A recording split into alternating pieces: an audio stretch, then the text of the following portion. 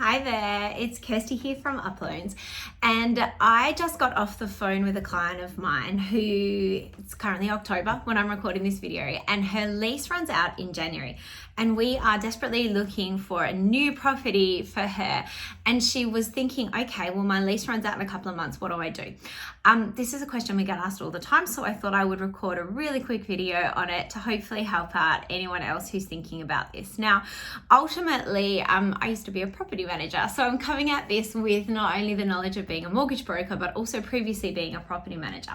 And as a property manager, what you're thinking about is what's in the best interest for the owner of the property. When do I want this property to fall vacant? So this client of mine whose lease runs out in January, that's actually one of the busiest times of year for a lease to run out. Property managers, whilst they are busy in January, they are happy to have properties usually expire in January, because typically it means that there's a lot of tenants moving around at that stage, and hopefully, lots of people looking to rent those properties.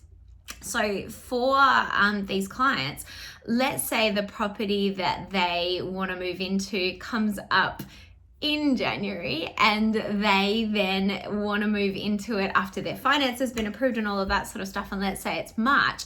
That property manager may not want to give them a short-term lease extension. They may say to them, nope, we want to know your intentions to renew for 12 months, otherwise we're going to look for a new tenant. Now, ultimately, the main thing you want to keep in mind here is just to speak to the property manager concerned.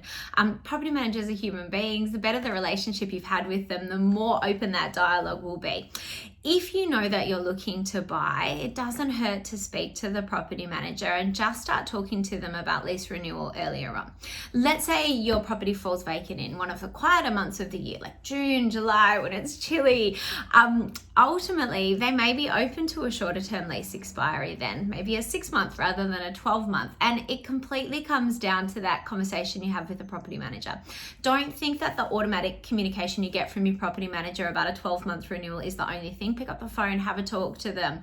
But ultimately, let's say your property manager says, look, your lease is running out. The only thing we can offer you at the moment is a 12-month lease renewal. You can take a 12-month lease renewal if you are looking at purchasing a property and you think it's going to settle within that time period. What you need to do is you need to find out from the property manager, what happens if I need to lease break during that time?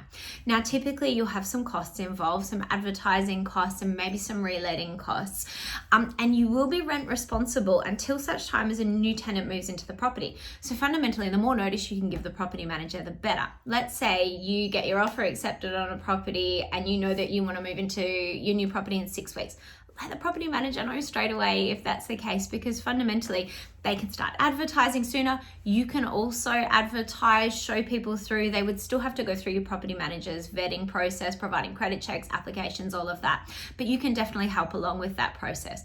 So remember, property managers are human beings just like you and I. Have a conversation with them, talk to them about options, whether it's a shorter term lease renewal or whether if you did find a property to buy within that time, what the lease break process would look like and what the costs would be involved in that. Hopefully that's been a bit of help. Much love to all the property managers out there who work in with us on a day-to-day basis. They're all fantastic, and all of them just want to look after their owner's best interests in terms of having great tenants in their property and having minimal vacant time. So the more we all work in together, the easier that is for everyone.